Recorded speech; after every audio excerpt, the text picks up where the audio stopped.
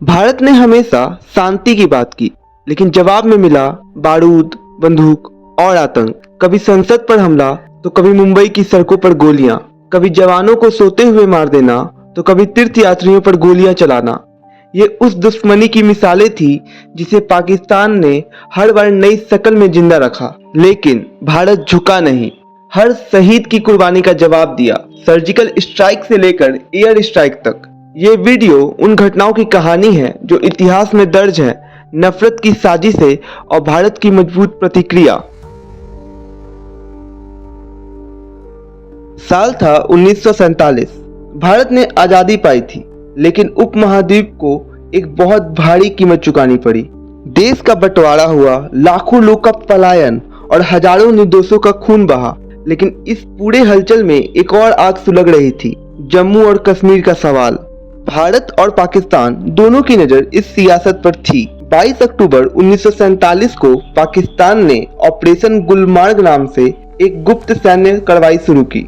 इसमें लगभग 5000 से ज्यादा पख्तून ट्राइबल मिलिटेंट्स को भेजा गया, जिन्हें पाकिस्तान की सेना और ISI की मदद प्राप्त थी। उनका मिशन था कश्मीर पर हमला करके उसे जबरन पाकिस्तान में मिला देना। इन लड़ाकों ने बारामूला, उड़ी और आसपास के इलाकों में बर्बरता फैला दी, महिलाओं के साथ दुष्कर्म किया, व्यापारियों की हत्या कर दी और धार्मिक स्थलों को लूटा। ये सब इतिहास का काला अध्याय बन गया।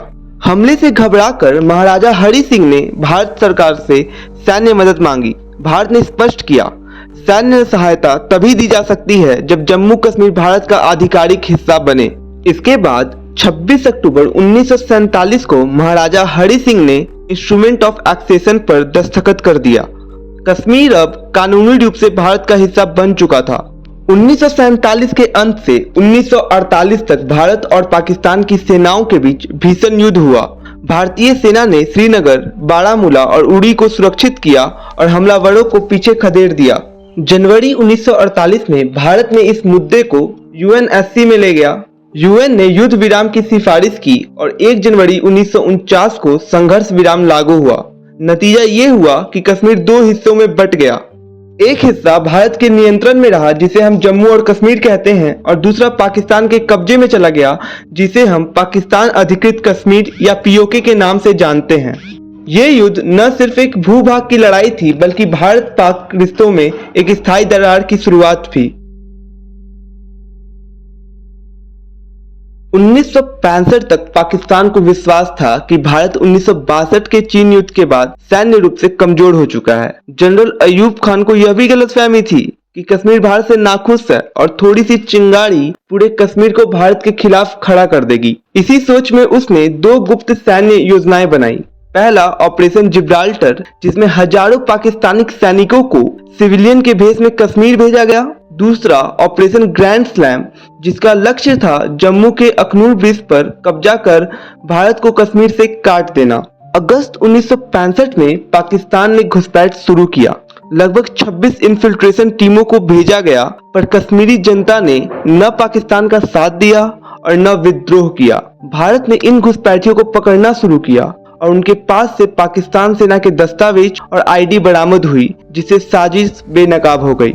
भारत ने जवाबी कार्रवाई शुरू कर दी और पाकिस्तान के कब्जे वाले कुछ इलाकों में अपना नियंत्रण वापस ले लिया।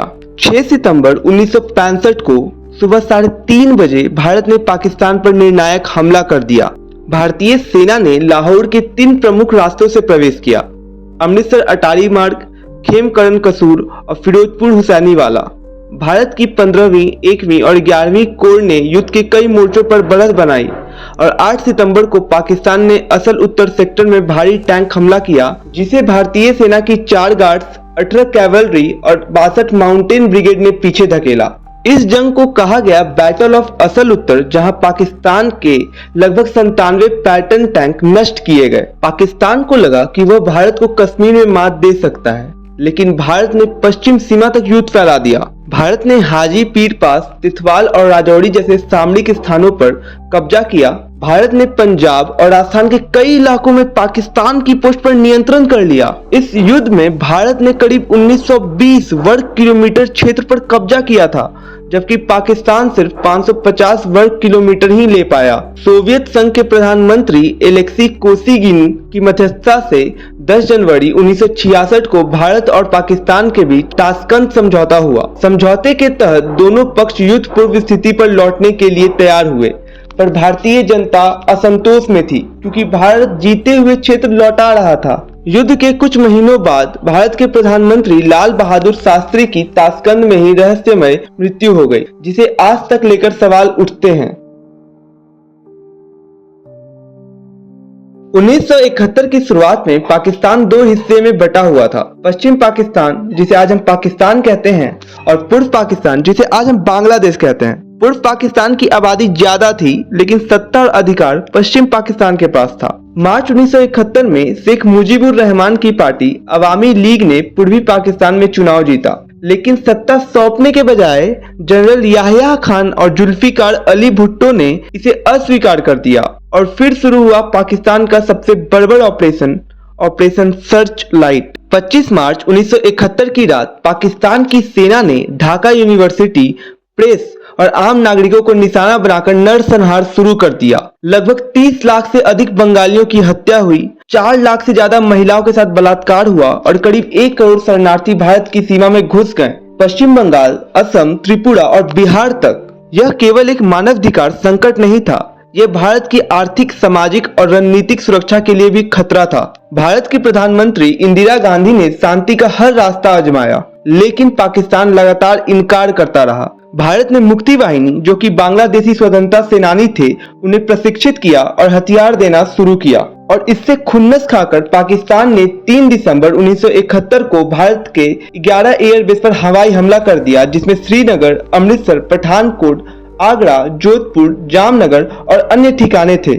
पाकिस्तान के इस हमले को भारत ने सीधा युद्ध का घोषणा माना और उसी दिन भारत ने पाकिस्तान के खिलाफ युद्ध छेड़ दिया। पूर्वी मोर्चा पर भारत की 3 सेनाओं ने बांग्लादेश में घुसकर निर्णायक हमला किया। भारतीय सेना की 3 कोर ने commander lieutenant general Jagjit Singh Arora के नेतृत्व में बांग्लादेश को चारों ओर से घेर लिया। आईएनएस विक्रांत ने बंगाल की खाड़ी में समुद्री नाकाबंदी कर दी और भारतीय वायुसेना ने ढाका, चटगांव और सायलेट के सैन्य अड्डों को नष्ट कर दिया। पश्चिम मोर्चा की बात करें तो पाकिस्तान ने भारत के पंजाब और कश्मीर में हमला करने की कोशिश की, लेकिन भारतीय सेना ने उन्हें नाकाम किया। भारत ने एक गुप्त मिशन में आईएनएस खुकड़ी खोया, लेकिन पाकिस्तान की नौसेना को लगभग पूरी तरह से निष्क्रिय कर दिया। ऑपरेशन ट्राइडेंट और ऑपरेशन पाइथन के तहत कराची बंदरगाह को तहस नहस कर दिया गया। केवल 13 दिनों में ही भारत ने इतिहास रच दिया। 16 दिसंबर 1971 को ढाका में पाकिस्तान के लेफ्टिनेंट जनरल ए.के. नियाजी ने 93,000 पाकिस्तानी सैनिकों के साथ भारतीय सेना के सामने आत्मसमर्पण किया। यह दुनिया का सबसे बड़ा सैन्य आत्मसमर्पण था और उसी दिन एक नया राष्ट्र अस्तित्व में आया, जिसे आज हम बांग्लादेश कहते हैं। ये सिर्फ कहानियां नहीं हैं, ये वो जख्म हैं जो भारत ने अपने सीने पर सहे हैं। हर आतंकी हमले के पीछे एक माँ की चीख, एक बच्चे का टूटता बचपन और एक वीर का लहूलुहान बलिदान है। लेकिन भारत ने हर बार दिखाया है, हम टूटते नहीं हैं, हम उभरते हैं। हम सहते हैं मगर चुप नहीं रहते, क्योंकि ये देश सिर्फ जमीन का टुकड़ा नहीं, ये शहीदों की चिता से निकली आग है जो हर बार जवाब देती है। याद रखो, आतंकी की उम्र सीमित होती है, लेकिन भारत की प्रतिज्ञा अजर, अमर और अडिग है। जय हिंद, वंदे मातरम।